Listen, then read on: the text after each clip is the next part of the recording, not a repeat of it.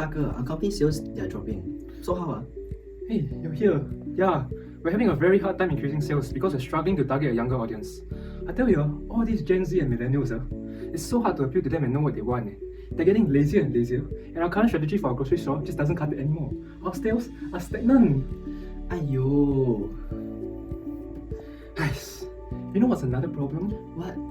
We are also finding difficulties in maintaining better inventory control to manage seasonal demand. We have problems predicting when the demand for a certain good is going to arise, and when it does, we always face a shortage of stock and we can't meet the demand. If this keeps up, and the items of our shoppers want are perpetually out of stock, people are not going to buy from us, and they're going to buy from other grocery stores. But I think I can help to solve the problem. Okay, CEO, stop flirting with the cleaner. Can find a room later if you want, but for now my team has more pressing matters at hand. Based on our financial analysis, our company is facing a rapid decline in sales revenue for 4 consecutive quarters already. Our sales revenue is currently down 27% year to date. From surveys and analysis that we conducted last financial year, we identified that we are currently facing difficulties targeting 2 customer segments, namely Gen Zs and Millennials. As such, our team has conducted a thorough analysis to determine how we are able to increase sales revenue for these 2 target groups.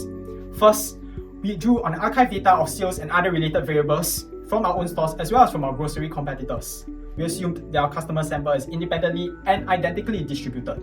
Next, we obtained a sample size of 100, and since the sample size is sufficiently large, we assumed by central limit theorem that the sample mean distribution is normally distributed. The team then proceeded to run a regression analysis to determine which of the independent variables affect our dependent variable of sales revenue the most. For our regression analysis, our dependent variable is the sales revenue of the grocery store in thousands of dollars. Our first independent variable is the average time taken for a customer to purchase their products, which will be how we will quantify convenience. For our second independent variable, it will be the presence of e-commerce platform in the grocery store, which will be a categorical variable. Our third independent variable is the presence of product recommendation, which will also be another categorical variable. We then ran our regression analysis in our studio. From the p-value, we can conclude that the coefficient of time is statistically significant at 1% level of significance, and the coefficients of e-commerce and product recommendations are statistically significant at 0.1% level of significance. Using the coefficients as obtained from R, we're able to come up with the regression model as seen in the slides. Since the coefficient of time is negative, this shows that increased convenience lead to an increase in sales revenue.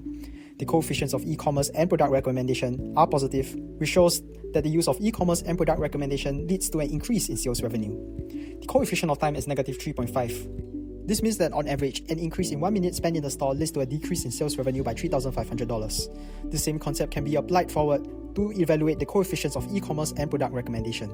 Therefore, our goal will be to increase convenience for our customers using product recommendation as well as e-commerce as our strategies. We would like to propose our solution, Regre-AI. This software integrates regression analysis and artificial intelligence to aid us in trend prediction. The regression analysis portion of our software helps us analyze the relationship between a specified dependent variable and its relevant independent variables, in terms of whether the independent variable is one of significance and the extent to which the independent variable influences the dependent variable. The information will then be used by the artificial intelligence portion of our software to carry out the future trend prediction. This is the prototype for our software. Different datasets are contained in different tabs. Users can add or remove or toggle between them. Currently, the dataset on e-commerce is empty, so let's import some data. A pop-up to File Explorer will appear. We can select our dataset file and import it into the software. The imported dataset will appear here for reference purposes. Now, there's a user interface to input the dependent and independent variables we want to test for a regression analysis model. We can also input logical statements to limit the range of the variables chosen.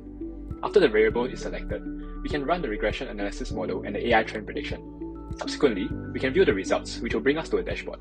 The left side of the dashboard will show the results of the regression analysis model for interpretation of the p-value and coefficients. The right side of the dashboard will show the AI trend predictions. The content is generated based off which trends the AI can analyze and predict from the dataset input. Clicking on the individual graphs will show the specific details of the trend predictions. Regre-AI is part of a cloud computing system.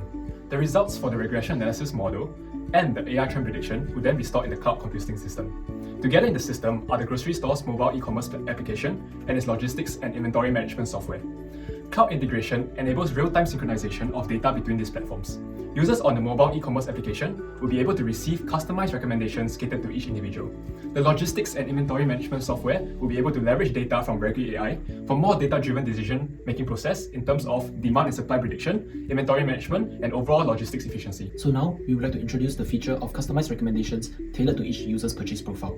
There are two types of recommended products. The first, where the recommended product is one which they are likely to repurchase following their consumption pattern. The second, where the recommended product is a new product which they have not purchased before but has factors which aligns with previous purchase. For example, I buy bread and instant food every Sunday to prepare for the busy week. And every Friday, I buy vegetables and meat to prepare meals for the weekend. Upon entering the app on Sunday, I will be recommended with bread and instant food. And upon entering on Friday, I will be recommended with vegetables and meat. Let's suppose another scenario, where I purchase a sack of rice within intervals of 1 month. Then, nearing to an interval of 1 month, I will be recommended with a sack of rice. The recommendations are given based on the day of the week, day of the month, time intervals, or seasonal demand, whichever a consumption pattern is observed from. As another way to hit our strategic goals to increase convenience for customers, we utilize hypothesis testing to better predict customer demand. We conducted hypothesis testing to see whether grocery stores are able to meet customer demand by maintaining store inventory. As such, the null hypothesis, H0, where meal demand equals to meal supply, suggests that the demand for goods is equal to the supply. The alternative hypothesis, H1, where meal demand does not equal to meal supply, posits that there is a significant difference between demand and supply. Thus, we've quantified demand and supply in inventory units, where meal demand represents the mean quantity demanded by customers, and meal supply symbolizes the mean quantity supplied by the stores. Our testing will thus be at a 5% significance level, alpha equals to 0.05, which is a type 1 error probability, thus giving us a benchmark to determine if the observed differences in our sample are statistically significant. We'll thus employ a two-sample t-test to compare the means, assuming equal variances. This will allow us to evaluate if the differences in our sample are likely to reflect a true difference in the population. In conclusion, the test will inform us whether grocery stores are effectively meeting customer demand with their inventory levels. Regre-AI can also be utilized for predictive ordering by keying in key information regarding past sales, spoilage rates, incident of theft, and other factors that may affect inventory levels. It should cover a significant period of seasonal and trend patterns. For instance, dependent variables such as stock levels and independent variables such as time, temperature, and promotion. You need to select the relevant variables that may affect the dependent variable. For instance, the time of year could influence sales, or temperature could impact spoilage. Therefore, only necessary variables should be included and selected.